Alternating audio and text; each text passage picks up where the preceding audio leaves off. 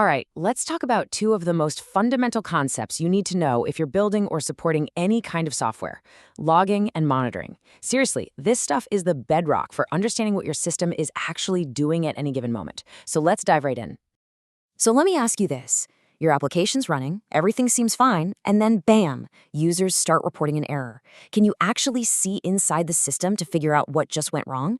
Or is it just a complete black box, leaving you totally in the dark, just guessing? And that's really the core of the problem, isn't it? Google's site reliability engineering team, the people who keep Google running, they put it perfectly. Without monitoring, you are absolutely flying blind. You have no idea if your service is healthy, and you definitely have no way to diagnose problems when things inevitably break. So how do we get that visibility? Well, the very first piece of the puzzle is logs. The best way to think about logs is as a detailed story, a chronological diary of everything that happens inside your system. You know, at its core, a log is actually pretty simple. It's just a message with a timestamp that says, hey, at this exact moment, this specific thing happened. Every time something significant occurs, your application writes another entry into its diary. That's it. Now, this right here is a really critical distinction. On the left, you've got an unstructured log. It's just plain text. Super easy for a human to read, sure, but it's an absolute nightmare for a computer to try and understand. On the right, though, is a structured log, usually in a format like JSON. It's built from the ground up for machines to be able to parse and analyze it. And that's why this difference is such a huge deal.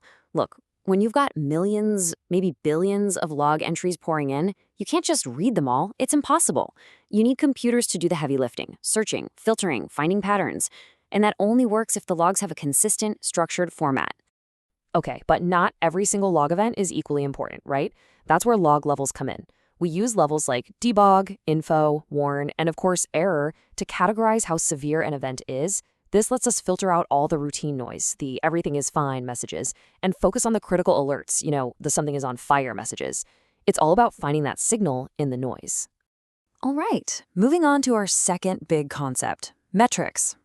So if logs are the detailed story of what happened, then metrics are your system's vital signs. Think of them like a patient's heart rate or blood pressure on a hospital monitor. So a metric is really just a number that you track over time. We're talking about things like CPU usage, how much memory is being used, or the number of errors per second.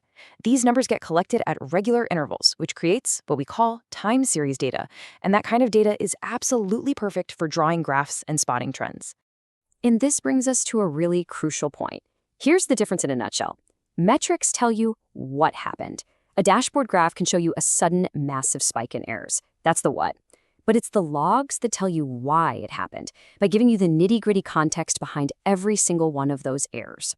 You absolutely need both. Now, in the old days, all this stuff, logs, metrics, they lived in separate, disconnected tools. It was a real pain. But modern observability is all about bringing these signals together, unifying them to give you one complete picture of your system's health. People often call this the 3 pillars of observability.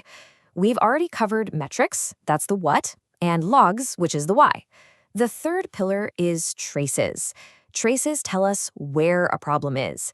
It does this by following a single user's request as it jumps through all the different microservices in your system, from the very beginning to the very end. And this is how it all clicks together. A tool like Grafana acts as that single pane of glass. It's the dashboard where you see everything.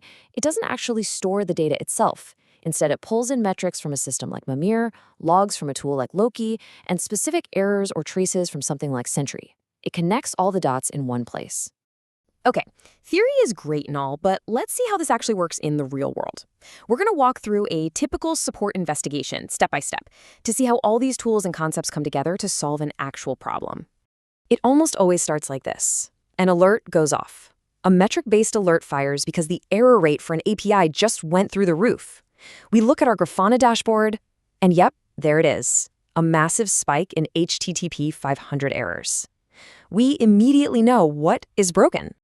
Now, here's where the magic of a unified stack happens. Instead of scrambling and digging through different systems, we can, right from that error graph, pivot with a single click directly to the logs from that exact same window of time. No more guesswork. And because our logs are beautifully structured, we can instantly filter them to show only entries with level equals error. And boom, there it is. A clear log message. Database connection failed, timeout. The structured data even gives us the specific user ID that was impacted. We now know why the errors are happening. But we can go even deeper. Remember that third pillar, traces? Well, the log entry has a trace ID in it. This ID is like a fingerprint that connects the log to the full journey of that failed request. We click it, and it takes us straight into a tool like Sentry, which highlights the exact function, the exact line of code where that database timeout happened. We just went from a high-level alert to the root cause in the code in just a few clicks. And that really brings us to the most important takeaway here. The goal isn't just to hoard massive amounts of data. It's about being thoughtful, about instrumenting your system with structured, meaningful signals. Good observability is about capturing what matters, so that when you find yourself flying blind, you have precisely the right instruments to find your way back.